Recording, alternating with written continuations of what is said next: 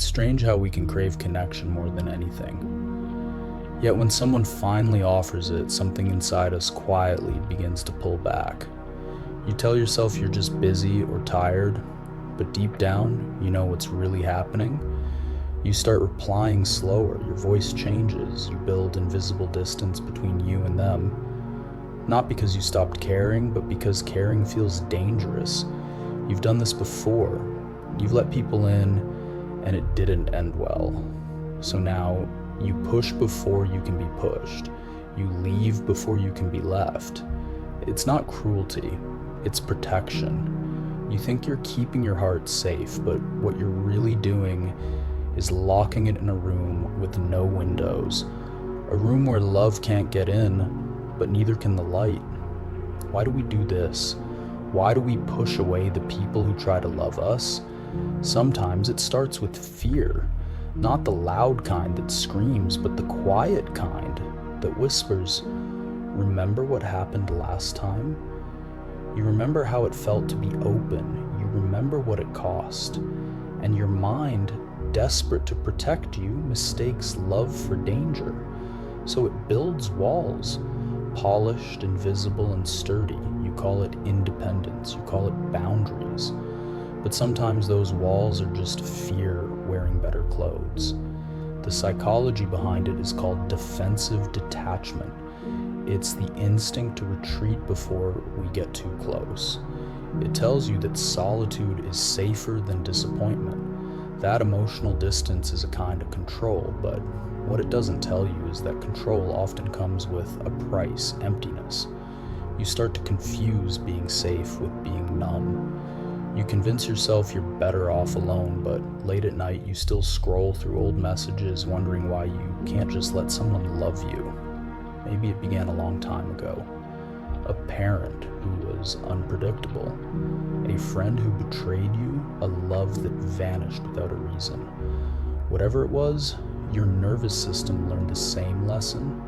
Closeness means pain.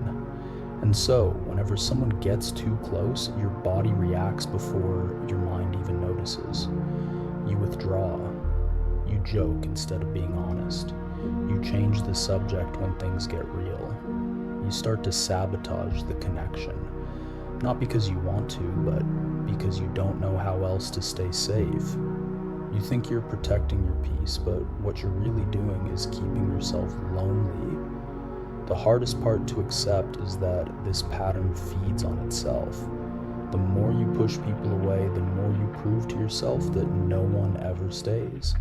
And each time it happens, your walls grow taller, your trust grows smaller, and your fear starts to sound like truth. But it isn't truth, it's trauma rehearsed. It's the echo of every time you were let down. And the only way to quiet that echo is to start trusting again, slowly, imperfectly, but deliberately. Healing doesn't mean throwing your walls away overnight. It means learning which ones to keep and which ones to let crumble. It means telling someone, "I'm scared, but I want to try." It means staying, even when your instinct is to run. Because the reality is, you don't push people away because you don't care. You push them away because you care too much. Because being seen makes you feel exposed, and being loved makes you feel vulnerable. You've built your strength out of survival, but now that strength might be keeping you from softness.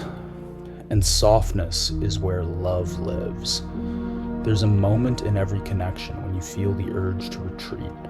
The fear rises like a tide, and every cell in your body screams, "Leave before it hurts."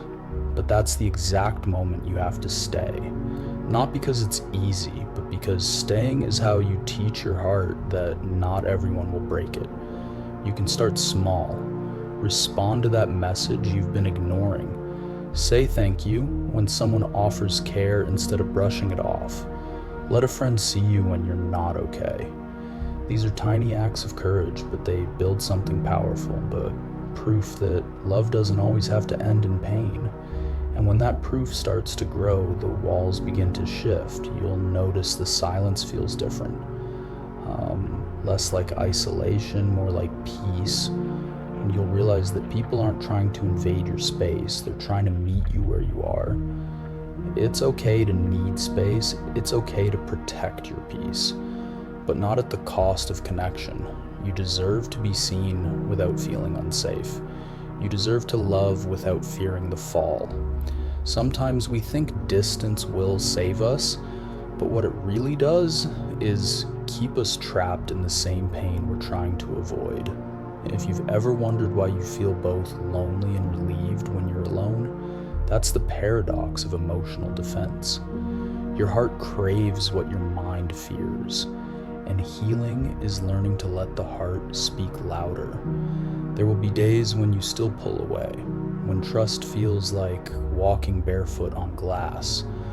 But if you can remind yourself that fear doesn't mean danger, and vulnerability doesn't mean weakness, you'll start to breathe differently. Connection isn't about losing yourself. It's about being brave enough to share yourself without expecting perfection in return. And maybe one day, someone will come along who doesn't try to climb your walls. They'll sit beside them quietly, patiently, until you're ready to open the gate yourself. They'll show you that love doesn't demand entry.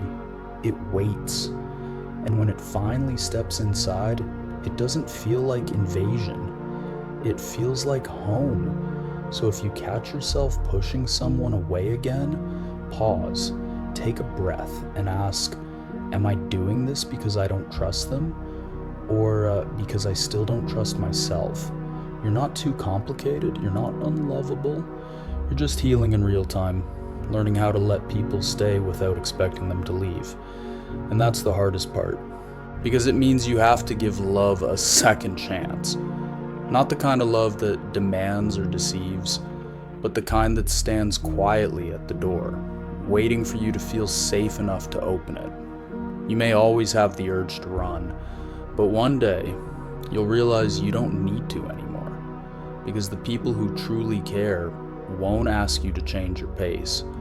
They'll walk beside you, even through the silence, even through the fear. And that's when you'll finally understand. You never pushed people away because you didn't want them. You pushed them away because you didn't yet believe you deserved to be held.